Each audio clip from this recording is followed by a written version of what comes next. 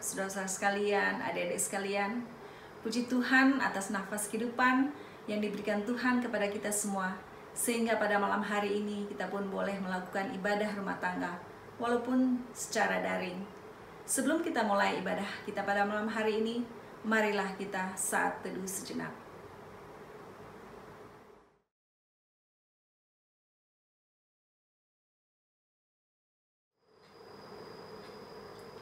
Dengan hati yang gembira, marilah berdiri, kita menghadap Allah, karena Dialah tempat pertolongan dan sumber hidup bagi yang berharap dan percaya padanya. Kita memuji Tuhan dari Kidung Jemaat nomor 18, bait 1 sampai baitnya yang ketiga, Allah hadir.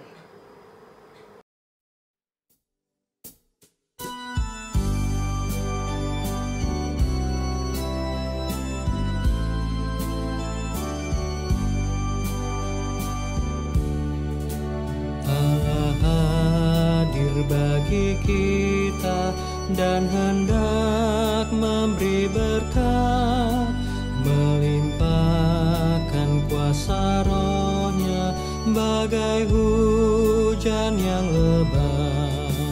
Dengan Roh Kudus ya Tuhan, umat-Mu berkatilah, baharui hati kami, oh curahkan kurnia. Allah hadir, sungguh hadir di jemaat-Nya yang kudus. Biar kasih kurnia-Nya menyegarkan kita terus. Dengan Roh Kudus ya Tuhan, umat-Mu berkatilah, baharui hati kami, oh curahkan kurnia.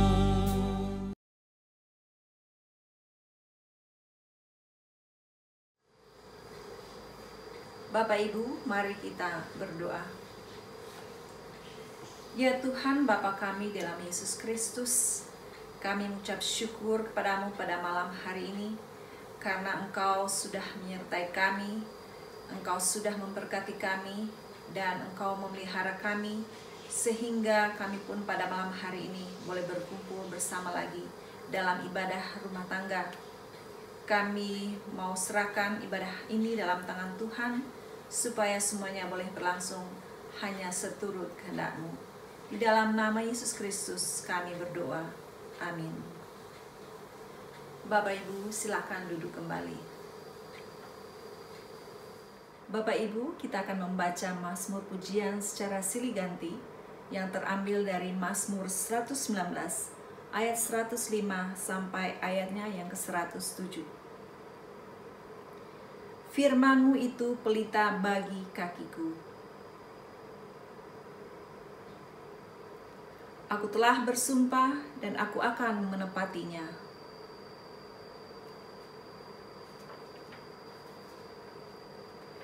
Aku sangat tertindas.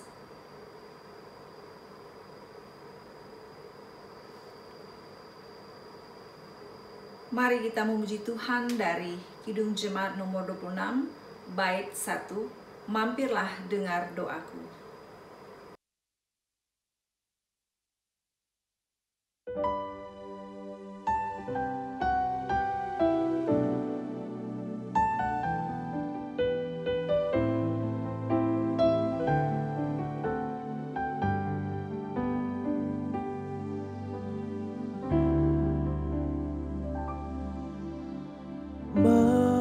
Mampirlah dengar doaku, Yesus penebus. Orang lain Kau hampiri, jangan jalan terus. Yesus Tuhan, mendengar doaku. Orang lain kau hampiri, jangan jalan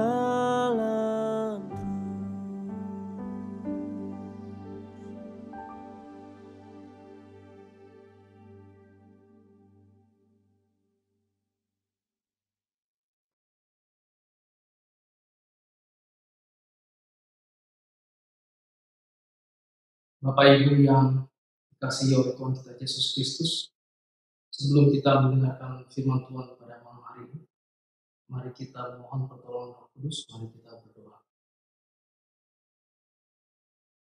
Allah Bapa yang bertahta di dalam kerajaan surga, yang kami sembah dan kami kenal di dalam nama Tuhan kami Yesus Kristus, kami mengucap syukur Bapa untuk setiap berkat dan rahmat yang kami terima Bapa di dalam kehidupan kami.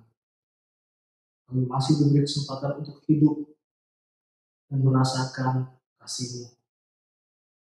Tuhan Yesus, kami rindu untuk mendengarkan firman-Mu. Kami rindu untuk disegarkan. Kiranya Bapa membersihkan hati dan pikiran kami dan memberikan kami terang Roh Kudus-Mu Bapa, agar kami bisa memahami hikmat yang Kau ajarkan kepada kami pada malam hari ini. Pakailah hamba-Mu ini Bapa, biarlah apa yang akan disampaikan hanya kehendak-Mu saja yang jadi Bapa. Kami serahkan Bapa doa kami yang jauh daripada sempurna ini ke dalam tangan-Mu Tuhan Yesus Kristus yang Maha Baik. Amin. Marilah kita berdiri untuk mendengarkan firman Tuhan yang terambil dari 1 Korintus 13 ayat 8 sampai 13.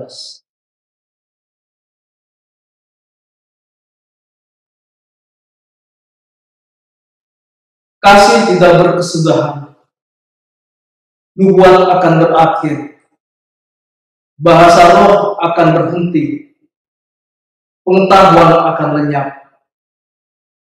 Sebab pengetahuan kita tidak lengkap dan nubuat kita tidak sempurna. Tetapi jika yang sempurna tiba, maka yang tidak sempurna itu akan lenyap. Ketika aku kanak-kanak, aku berkata-kata seperti kanak-kanak. Aku merasa seperti kanak-kanak. Aku berpikir seperti kanak-kanak. Sekarang, sesudah aku menjadi dewasa, aku meninggalkan sifat kanak-kanak itu. Karena sekarang kita melihat dalam cermin suatu gambaran yang samar-samar. Tetapi nanti kita akan melihat muka dengan muka. Sekarang aku hanya mengenal dengan tidak sempurna. Tetapi nanti aku akan mengenal dengan sempurna, seperti aku sendiri dikenal. Demikianlah tinggal ketiga hal ini, yaitu iman, pengharapan, dan kasih. Dan yang paling besar di antaranya ialah kasih. Berbahagialah semua orang yang mendengar dan melakukannya. Terpujilah Tuhan Yesus. Haleluya.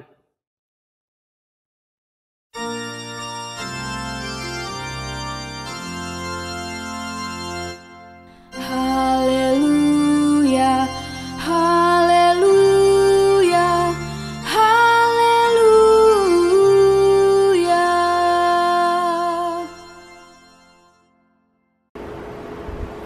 Apa kabar Bapak Ibu, anak-anak terkasih yang di rumah? Saya harap semuanya dalam keadaan sehat, penuh sukacita, dan semuanya berkumpul dengan damai sejahtera. Pada malam hari ini kita kembali diberi kesempatan untuk mendapatkan hikmat melalui pemberitaan firman Tuhan yang kita ambil dari 1 Korintus 13 ayat 8 sampai 13. Kita akan mendengarkan kira-kira apa yang diajarkan Rasul Paulus pada malam hari ini. Meskipun kita ambil dari ayat 8 sampai 13, perikop pada malam hari ini tidak bisa dipisahkan dari ayat pertama hingga ke-13, karena itu merupakan satu kesatuan terpadu. Dan judul yang saya berikan pada malam hari ini adalah kasih yang ilahi adalah jalan yang lebih utama. Berarti pertanyaannya, mungkin ada jalan yang tidak utama, atau mungkin ada jalan alternatif, atau mungkin ada jalan yang salah juga. Mari kita lihat apa jalan yang utama itu. Ibu bapak, adik-adik dan anak-anak terkasih, pasti kita mengetahui kalau di dalam setiap produk itu ada merek. Kalau sepatu biasanya sepatu olahraga ada mereknya Adidas, Nike. Kalau minuman soft drink ada yang Coca-Cola, ada yang Pepsi.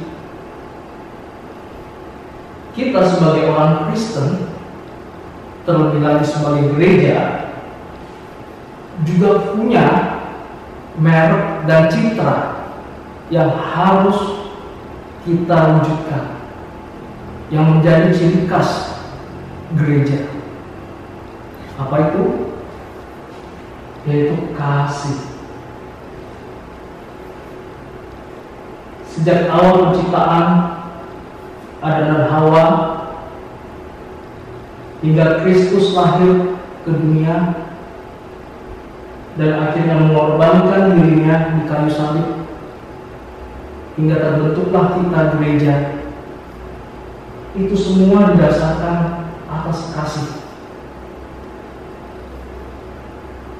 Tidak ada satupun yang terlaksana tanpa adanya kasih.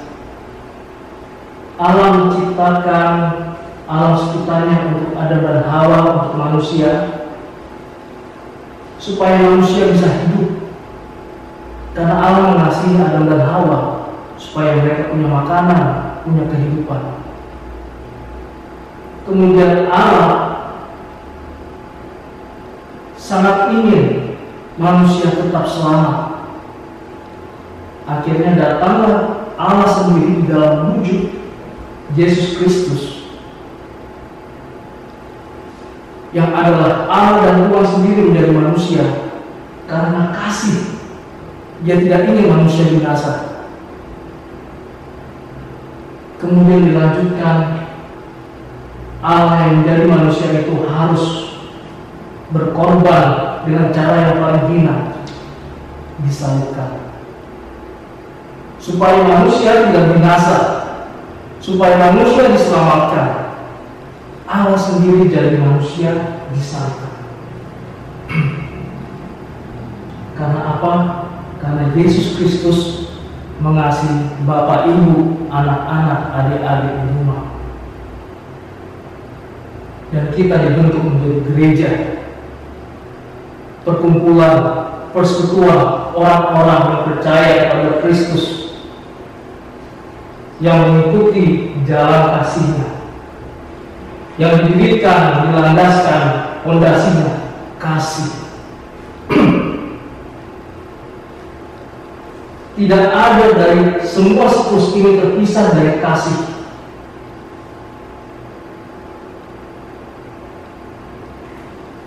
Tapi sebelumnya kita lihat dulu latar belakang dari perikop kita pada malam hari ini. Mengapa Rasul Paulus begitu giatnya, begitu semangatnya menekankan isu topik mengenai kasih? Sebenarnya ada apa yang terjadi di Korintus pada saat itu? Di belakang foto kedua orang ini adalah peta Korintus. Bisa kita lihat di seberang sana lautan, di seberang sini juga ada lautan, dan ini menjadikan suatu kota perdagangan yang sangat ramai dan menjadi kota yang sangat penting pada saat itu. Oleh sebab itu, Korintus ini dipenuhi oleh orang-orang yang berpikiran maju, berpengetahuan tinggi, dan memiliki karakter budaya yang beraneka-ragam. Ada Yunani, ada Romawi, ada Yahudi, dan mungkin suku-suku yang lainnya. Pada saat penggembalaan umat yang ada di Korintus, Paulus adalah tokoh yang menyebarkan kekristenan di tempat itu pertama kali. Dan dikarenakan tugasnya yang banyak, Paulus harus berpindah-pindah lagi ke kota-kota lain dan kemudian dibantu oleh Apolos.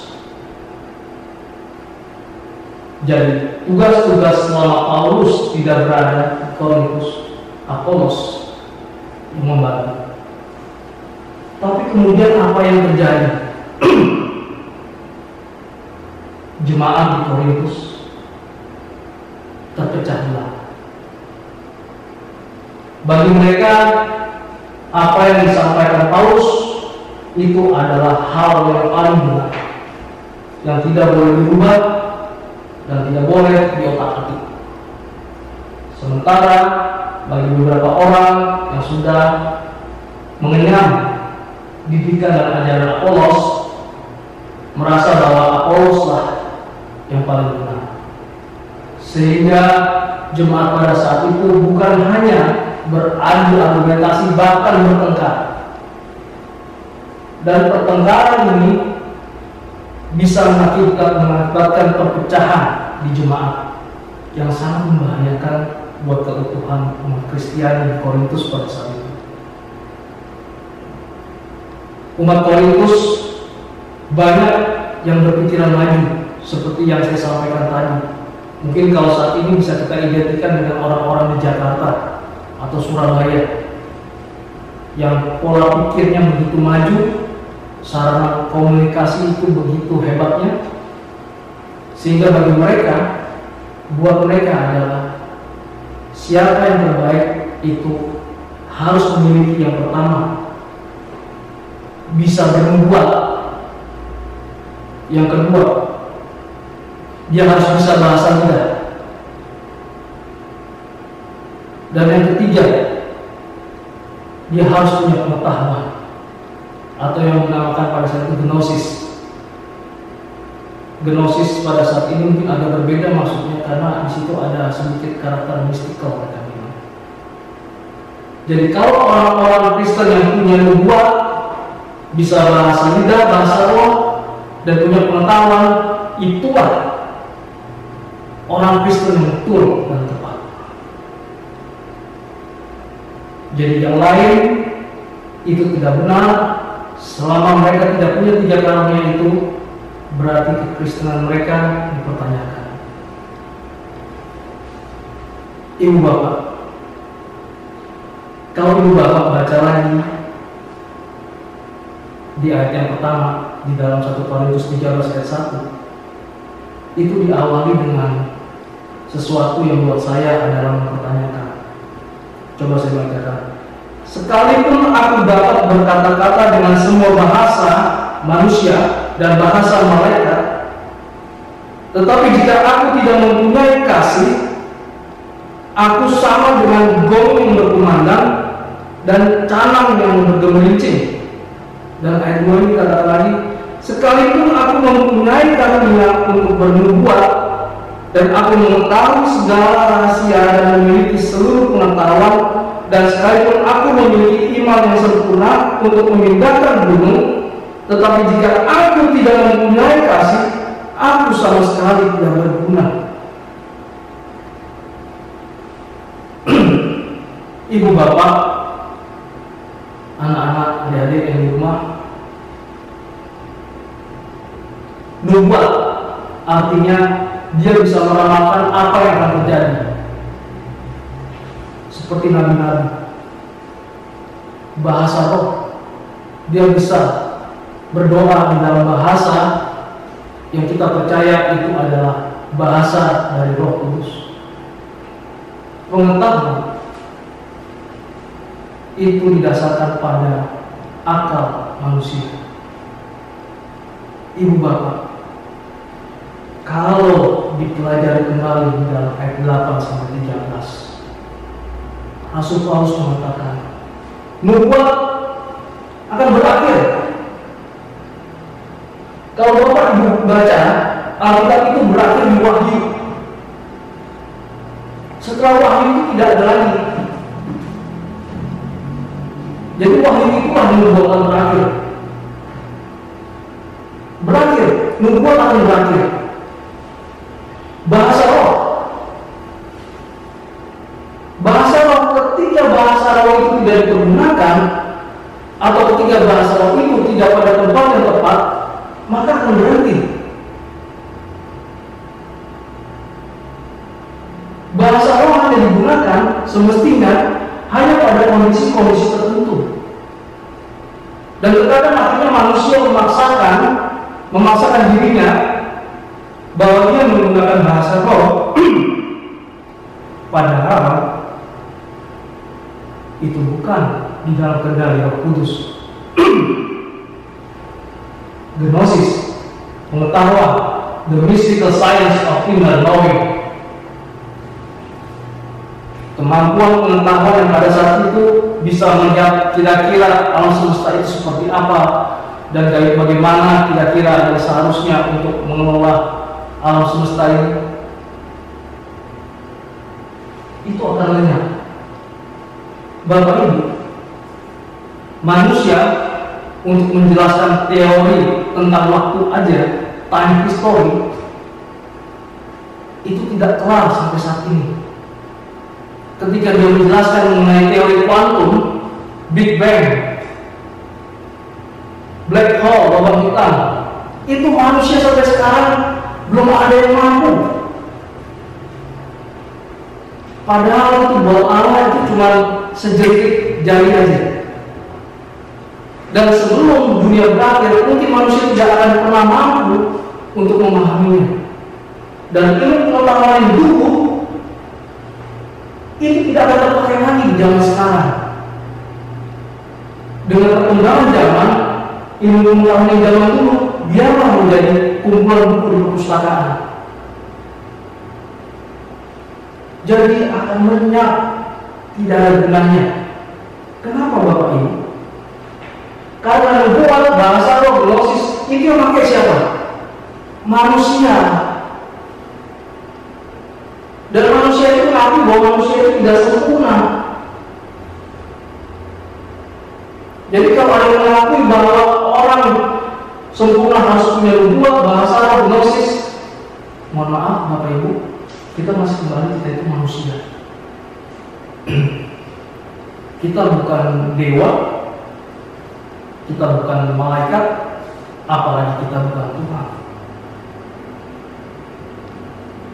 Jadi kalau kita selalu mempertahankan bahwa inilah Kristus yang sebenarnya, Bapak Ibu, buat Rasul Paulus ini tidak sempurna. Kemudian Rasul Paulus mengatakan bahwa ini sebetulnya sifat karakter orang-orang Kristen yang masih kanak-kanak. Ibu bapak, adik-adik, anak-anak terkasih di rumah, adik-adik pasti ngerti apa maksudnya sifat kanak-kanak. Ibu bapak kalau masih anak-anak, biasanya untuk mendapatkan bukti bahwa orang tuanya itu sayang sama anak-anaknya, apa yang dilakukan? Pasti anak-anaknya minta beli permen, minta beli kue, minta beli gadget, minta beli kuota. Kalau bapak ibu itu kasih, itu permen, itu kue, itu kuota, itu gadget, anak-anak itu baru ngerti, oh ya, papa mama sayang sama saya. Tapi kalau ibu bapak punya anak sudah SMA atau kuliah, Mereka tidak perlu lagi yang namanya bukti. Yang mereka butuhkan perhatian, waktu, komunikasi. Tidak perlu dalam bentuk barang, tidak perlu dalam bentuk sesuatu yang jelas yang bisa dipegang. Sama dengan umat Kristiani. Ketika masa kanak-kanak ini sudah terlampaui, bukan ketiga ini yang menjadi karakternya. Ibu bapak, ketika kita percaya bahwa doa pasti didengar, bahwa Tuhan selalu menjaga kita di setiap saat, bahwa Tuhan Yesus menyembuhkan segala macam penyakit. Kalau Anda, saya, dan kita semua masih anak-anak sebagai orang Kristen, ketika doa kita memohon kesembuhan kemudian tidak dikabulkan, ketika doa kita memohon memberikan pekerjaan tidak juga terjadi, ketika kita memohon supaya penyakit kita tidak bertambah parah, ternyata tidak juga terjadi, kemudian kita ngantuk, malas ke gereja, malas berdoa. Itu namanya anak-anak.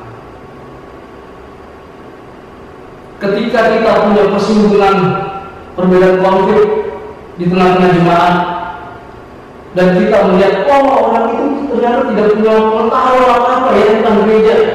Oh, orang itu gak bisa bahasa Arab ya, ngapain saya ke gereja itu? Ibu bapak,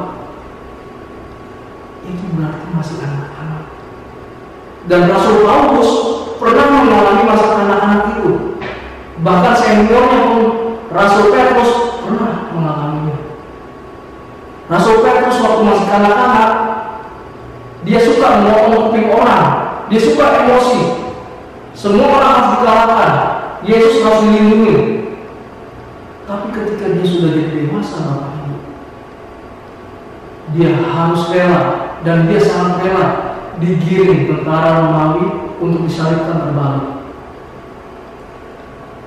Ketika Rasul Paulus masih kanak-kanak, dia cari orang-orang Kristen, dia bunuh-bunuhin, dia habisi, dia tentang habis-habisan.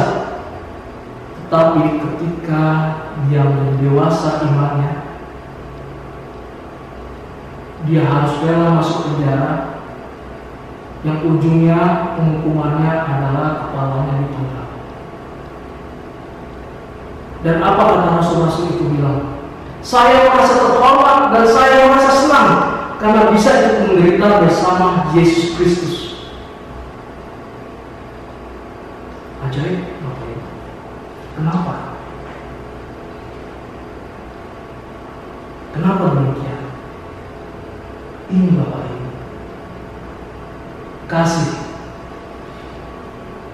Kasih itu menandakan bahwa segala sesuatunya itu sudah sempurna. Kasih itu menandakan bahwa orang Kristen itu sudah dewasa, dan kasih itu kekal.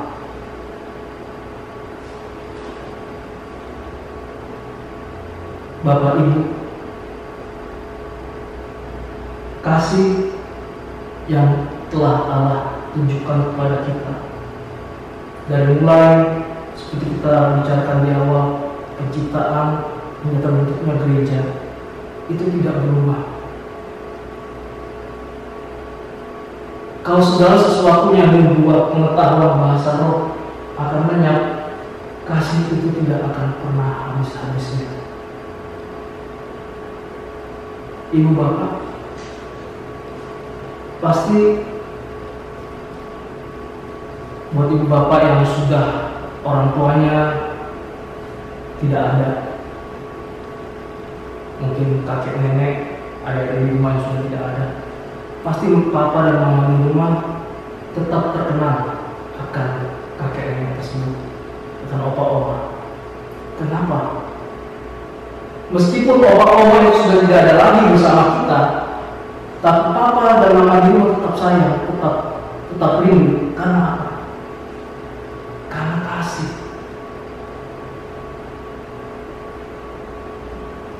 Bapak kita, Mama kita, Ibu kita sudah tidak ada lagi, tapi selalu terkenang di kepala kita.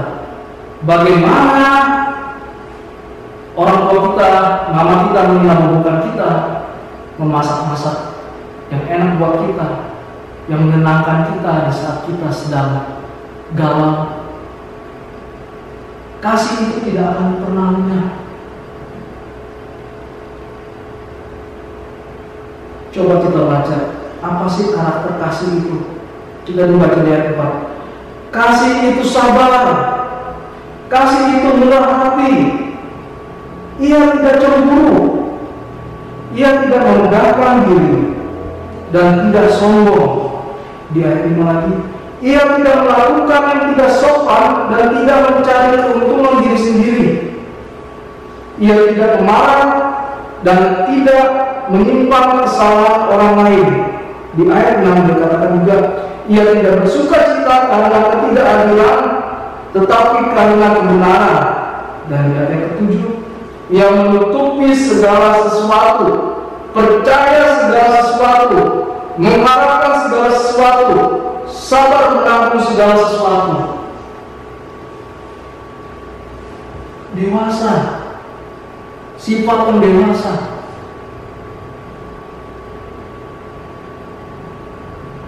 Jadi kenapa Rasul Paulus mengatakan bahwa kasihlah yang tidak akan lenyap, bahwa kasihlah yang dewasa dan kasihlah yang sempurna? Karena itulah yang menjadi dasar kenapa Rasul Paulus dan Yesus di Yerusalem mau susah-susah datang ke Korintus sampai akhirnya masuk penjara. Bukan karena Rasul Paulus pintar bernubuat, bukan karena Rasul Paulus pintar bahasa roh, bukan karena Rasul Paulus berpengetahuan tinggi, meskipun benar dia berpengetahuan tinggi karena dia termasuk golongan berpengetahuan pada saat itu. Tapi karena kasih, dia terpanggil oleh Kristus untuk menyebarkan kabar keselamatan untuk orang-orang di Korintus. Dan di akhirnya, ibu bapak sekalian, segala sesuatunya boleh lenyap, nubuat, bahasa roh, pengetahuan, yang tertinggal hanya 3: iman, pengharapan, dan kasih. Dan apa yang paling besar menurut Rasul Paulus? Kasih. Kasih yang paling besar, kasih hal yang paling utama. Kenapa? Mari bapak kalian, iman dan pengharapan. Buat manusia harus memiliki iman dan pengharapan karena dia manusia. Beriman kepada Allah, berpengharapan kepada Allah. Tapi kalau Allah nggak perlu lagi iman, Allah nggak perlu lagi pengharapan karena dia Allah.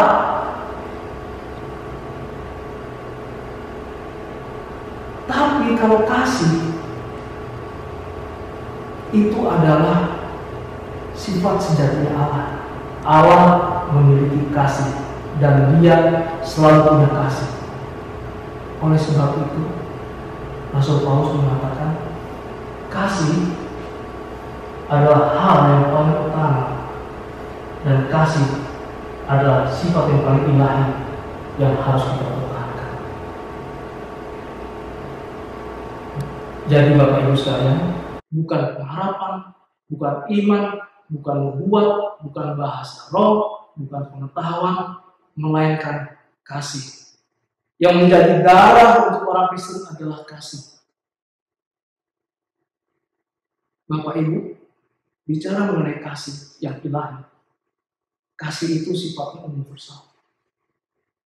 Saya tergelitik.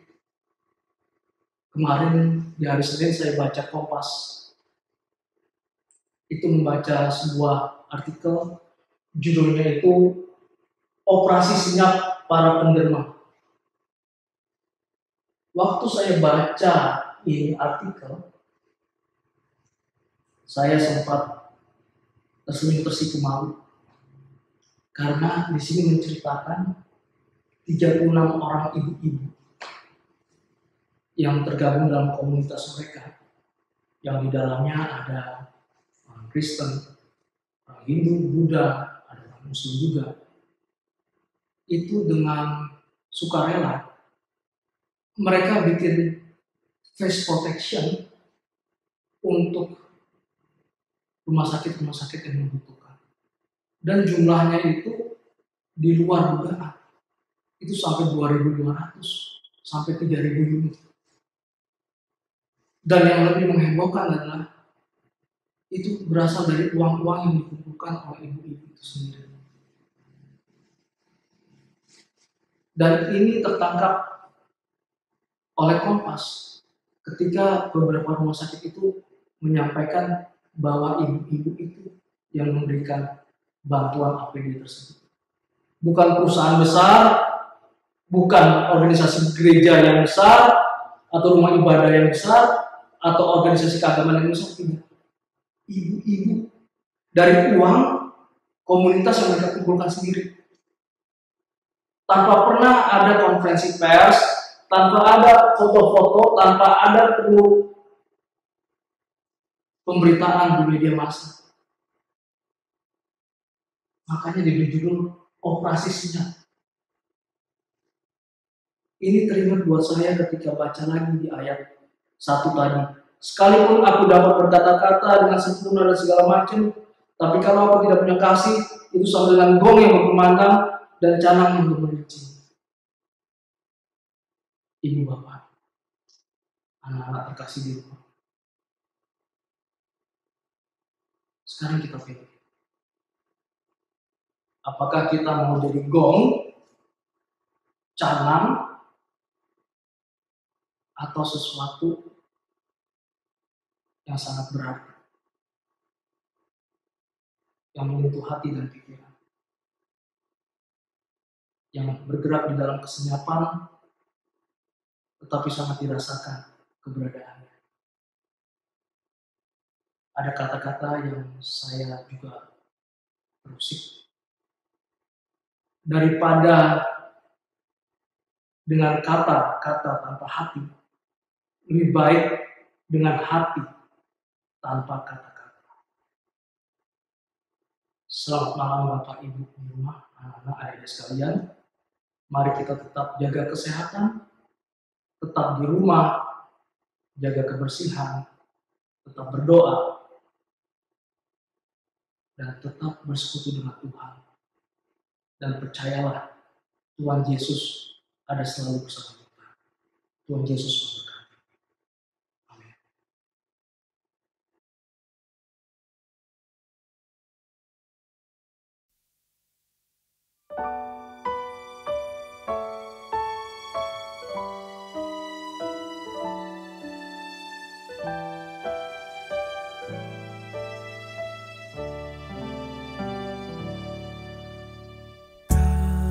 Kasih dari Tuhanku membuatku bertelut. Ku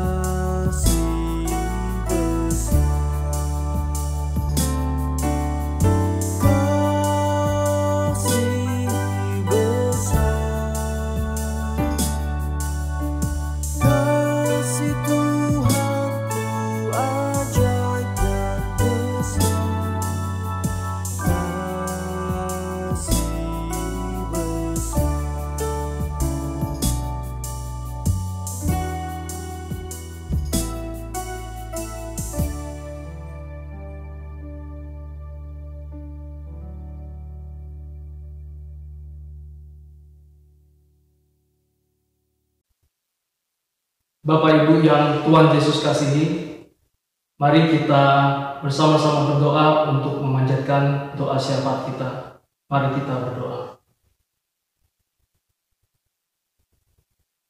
Tuhan Yesus Kristus, Allah yang Maha Kudus, sumber kasih yang ilahi, kami bersyukur Bapa untuk berkat firman dan hikmat yang Bapa ajarkan kepada kami pada malam hari ini. Kini kami sadar dan memahami Bapa, dari segala yang ada di dunia ini, kasih adalah yang terpenting. Ajarkan kami Bapa untuk mengikuti jalan-Mu, untuk melaksanakan semua tugas yang harus kami jalani Bapa, untuk mengasihi sesama kami dan juga mewujudkan kasih itu di dalam kehidupan yang nyata. Tuhan Yesus yang Maha Pengasih, pada kesempatan ini kami ingin berdoa Bapa untuk setiap jemaat kami yang sedang sakit, entah itu dikarenakan COVID-19 ataupun penyakit lainnya Bapa. Kiranya Bapa jamah, Bapa sembuhkan dan memberikan kembali kehidupan seperti sedia kala, sehingga saudara-saudari kami ini Bapa dapat kembali menjalankan kehidupan mereka. Berkati juga Tuhan Yesus setiap jemaat kami yang terdampak karena pandemi ini Bapa, yang harus kehilangan pekerjaan dan mata pencahariannya, yang bergelut dengan kehidupan kesehariannya Bapa tanpa ada kepastian yang jelas. Tuhan Yesus, kami sadar bahwa kehidupan kami sepenuhnya adalah milik-Mu. Berkati Bapa saudara-saudari kami ini, berikan jalan-Mu Bapa, berikan berkat-Mu dan penyertaan-Mu Bapa. Di tengah-tengah kesulitan ini, Tuhan Yesus kami percaya pasti ada jalan dan pasti kehidupan akan berlanjut, karena Engkaulah yang mempunyai kehidupan. Tuhan Yesus, kami juga ingin berdoa untuk tim ibadah kami Bapa, yang tiada putus-putusnya bekerja tanpa kenal lelah Bapa, agar setiap ibadah dapat terlaksana. Tuhan Yesus berkati mereka masing-masing di rumah Bapa bersama keluarga mereka. Berikan mereka kesehatan, kekuatan, jauhkan mereka dari COVID-19. Dan Tuhan Yesus mencukupkan berkat, rahmat, anugerah di dalam kehidupan bersama keluarga mereka di rumah. Tuhan Yesus yang Maha Baik dan Maha Pengasih, kami juga ingin berdoa untuk segenap presbiter, pelayan-pelayan di dalam setiap pelkat, setiap komisi dan panitia yang ada Bapa. Kiranya Tuhan Yesus menuntun, membimbing, memberkati kehidupan mereka Bapa, sehingga setiap pelayanan yang saat ini terkendala dengan jarak sosial Bapa tetap terlaksana, dan kabar baik, kabar keselamatan-Mu tetap kami wartakan. Tuhan Yesus yang Maha Baik, berkati juga tim ketahanan ekonomi dan pangan GPIB Oret Obor Serpong yang saat ini sedang bekerja Bapa, penuh dengan segenap usaha dan upaya yang akan dilaksanakan Bapa untuk menolong, membantu, dan memberikan keringanan untuk setiap jemaat yang saat ini sedang membutuhkan. Tuhan Yesus berkati tiap dana, daya, dan upaya yang akan kami kerjakan Bapa, yang akan tim ini kerjakan, sehingga segalanya dapat terlaksana, dan biarlah segalanya kembali hanya untuk kemuliaan nama-Mu saja, ya Kristus Tuhan. Tuhan Yesus yang Maha Baik dan Maha Pengasih, tak lupa kami juga ingin berdoa untuk bangsa dan negara kami, untuk pemerintahan yang saat ini ada di bawah pemerintahan Bapak Presiden Jokowi. Berkati Pak Presiden beserta segenap kabinetnya Bapak dari tingkat pusat hingga daerah. Tuhan Yesus tolong agar di masa pandemi ini pemerintah kami tetap kuat, tabah, dan tetap memberikan kebijaksanaan untuk mensejahterakan rakyat. Tuhan Yesus berkati bangsa dan negara kami Bapa. Di tengah kepanikan dan kekalutan ini, kiranya Tuhan Yesus tetap memberikan damai untuk bangsa dan negara kami Bapa. Dan tuntun kami Bapa agar selalu hidup di dalam kehendak-Mu. Tuhan Yesus yang Maha Pengasih, bersama doa syafaat ini kami panjatkan juga setiap doa-doa pribadi kami Bapa, setiap doa jemaat-jemaat yang ada di rumah masing-masing saat ini Bapa, yang berkumpul bersama ayah, ibu, anak, dan keluarganya Bapa. Tuhan Yesus pilih, jamah, sertai, dan kuatkan Bapa. Karena kami percaya tidak sedetik pun Tuhan Yesus meninggalkan kami. Tuhan Yesus, kami serahkan doa kami ini Bapa ke dalam tangan-Mu yang sudah mengajarkan kami berdoa. Bapa kami yang di surga, dikuduskanlah nama-Mu, datanglah kerajaan-Mu, jadilah kehendak-Mu di bumi seperti di surga. Dan berikanlah kami pada hari ini makanan kami yang secukupnya. Dan ampunilah kami akan kesalahan kami, seperti kami juga mengampuni orang yang bersalah kepada kami. Dan jangan membawa kami dalam cobaan, tetapi lepaskanlah kami daripada yang jahat.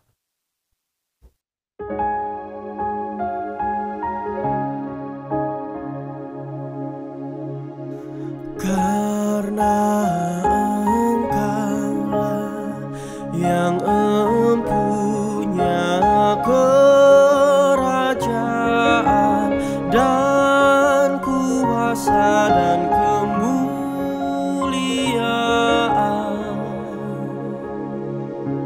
sampai selama-lamanya.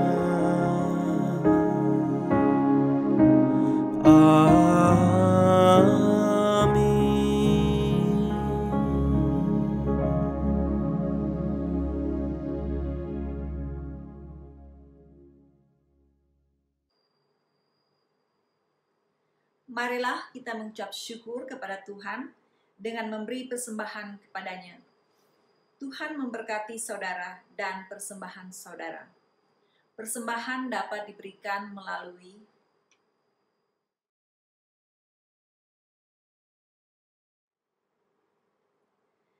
Mari Bapak Ibu kita menyanyi dari Kidung Jemaat nomor 291, bait 1 sampai baitnya yang ketiga, Mari bersyukur semua.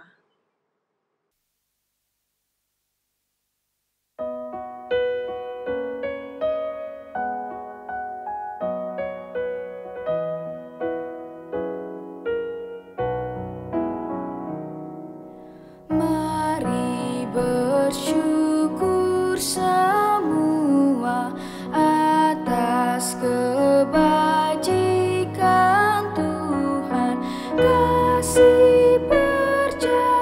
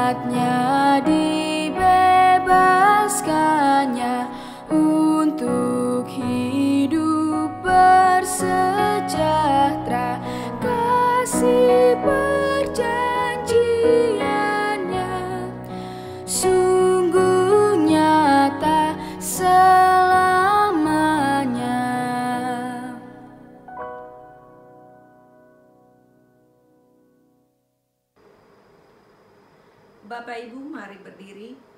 Kita bawa persembahan kita kepada Tuhan melalui doa syukur. Kita berdoa.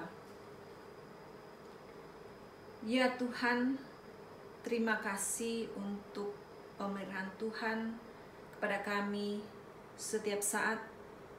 Terima kasih untuk berkat-Mu yang boleh kami terima, yang tidak terhitung banyaknya. Terima kasih untuk kesempatan kami boleh mendengarkan firman Tuhan pada malam hari ini. Pada kesempatan ini ya Tuhan, kami sudah memberikan persembahan kami sebagai tanda syukur dan ketaatan kami. Terimalah persembahan kami ini ya Tuhan.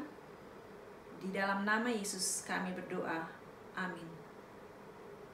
Silakan duduk kembali.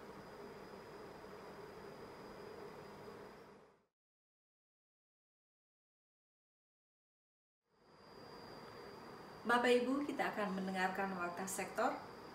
Pertama, ibadah kenaikan Tuhan Yesus Kristus akan berlangsung besok, hari Kamis tanggal 21 Mei 2020, jam 10 WIB, secara daring. Yang kedua, kami menyampaikan terima kasih kepada Diaken Alex Tarigan sebagai pelayan firman pada malam hari ini. Tuhan Yesus memberkati. Yang ketiga, marilah kita tetap melaksanakan anjuran pemerintah untuk tetap di rumah, tetap jaga kesehatan, dan jaga jarak. Tuhan Yesus memberkati. Bapak Ibu, anak-anak terkasih yang ada di rumah, iman, pengharapan, dan kasih. Dan yang terbesar adalah kasih. Marilah kita mengikuti jalan yang lebih utama itu. Marilah kita mengikuti Kristus, mewujudkan kasih di rumah kita, di tempat kita tinggal, dan juga di antara sesama kita. Mari kita mengakhiri ibadah kita bangkit berdiri dan menyanyikan lagu dari Gita Bakti 284.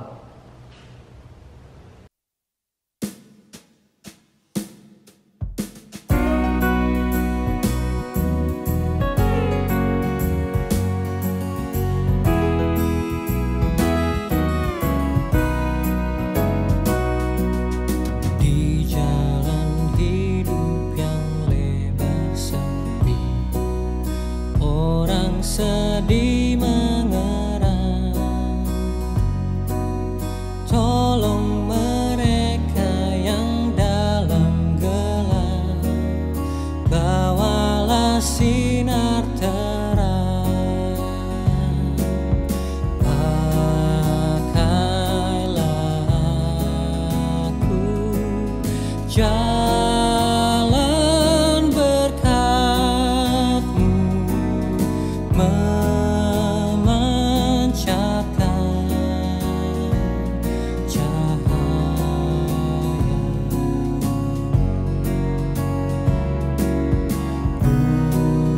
Buatlah aku saluran berkat bagi siapa yang risau penat.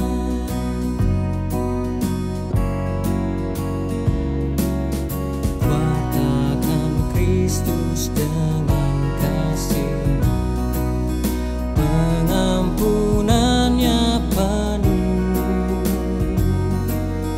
Orang kan datang apabila Engkau menjadi saksi teguh. Pakailah aku jalan berkat-Mu, memancarkan cahaya.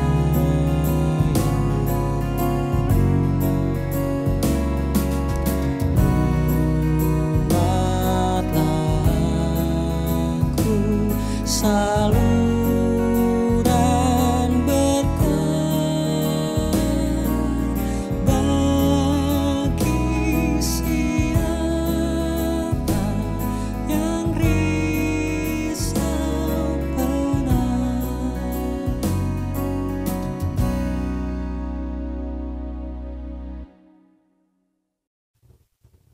Angkatlah hati dan arahkanlah pikiranmu kepada Allah, dan terimalah berkat-Nya.